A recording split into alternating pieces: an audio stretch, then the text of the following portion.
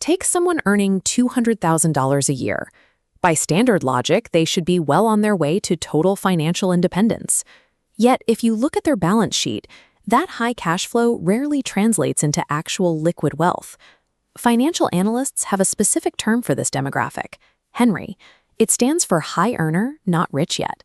These are professionals bringing in massive six-figure salaries, but their bank accounts empty out entirely by the end of the month.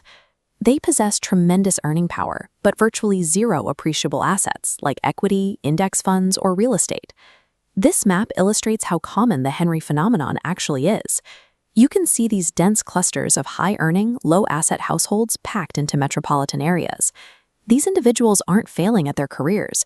They are earning top-tier salaries in highly competitive markets, yet they remain functionally broke. A high salary functions as an illusion of wealth if the earner's fixed costs scale in parallel with their income. If a household brings in $20,000 a month but carries $19,000 in structural overhead, they have virtually no financial cushion to weather an unexpected job loss or an economic downturn. Consider a software engineer who receives a 20% bump in pay. To celebrate, they decide to make a single, isolated lifestyle upgrade, a tailored designer suit for the office. That one purchase sparks a reaction known as the Diderot effect. When you acquire a new, elevated possession, your existing possessions suddenly feel inadequate by comparison. The concept is named after 18th century philosopher Denis Diderot.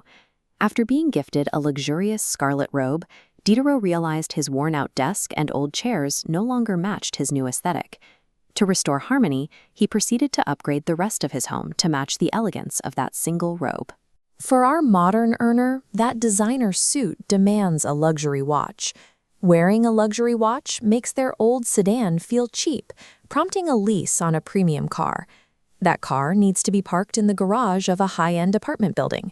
The upgrades cascade until the spending hits the limits of that new salary.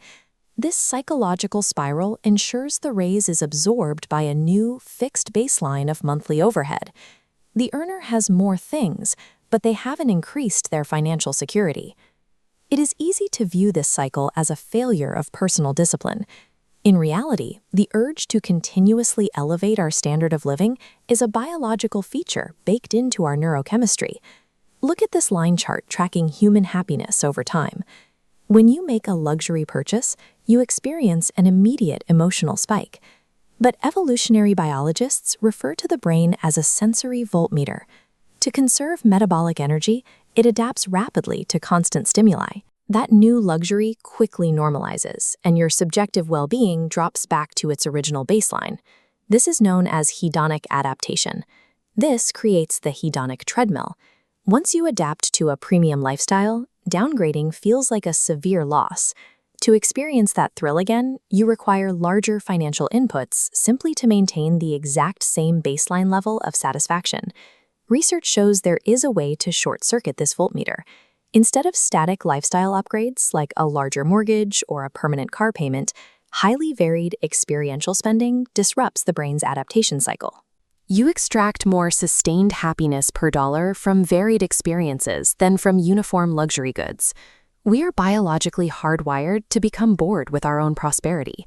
Relying on visible lifestyle upgrades for long-term happiness is a strategy that our own nervous system is designed to defeat. Beyond biology, high earners face a severe external pressure. Humans evaluate their socioeconomic success through comparison with their peers. We fall victim to a cognitive error called perceptual asymmetry. When you look at a colleague, you see their highly visible consumption, the premium car, the tailored clothes. Because you do not have access to their balance sheet, you cannot see the hidden liabilities and debt used to finance those status symbols. Social media takes this asymmetry and weaponizes it.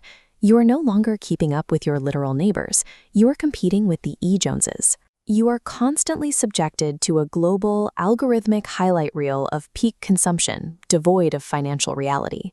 Because visible consumption is decoupled from visible debt, individuals consistently overestimate the net worth of their peers. This triggers a localized arms race.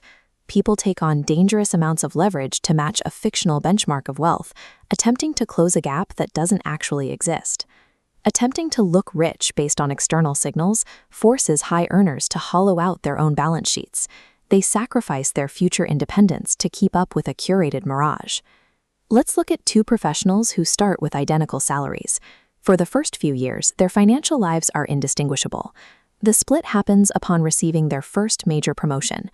Earner A uses the extra income to upgrade their apartment and lease a nicer car. This dual-axis chart maps their net worth.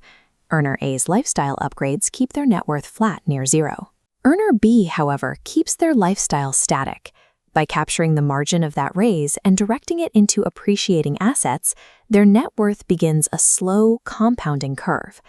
Researchers classify Earner B as a prodigious accumulator of wealth, measuring true wealth by accumulated net worth relative to age and income. Wealth accumulation relies on the invisible, productive assets a person retains. Depreciating goods, while highly visible, only represent past consumption rather than future security. The tragedy of the lifestyle inflator is best understood through the mathematics of opportunity cost. Every dollar spent maintaining an inflated baseline is a dollar that cannot be put to work in the market.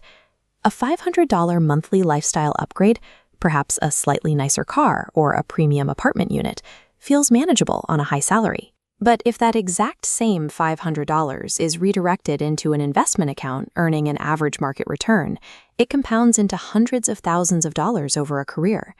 Escaping the Henry trap requires a shift in how you use your earnings.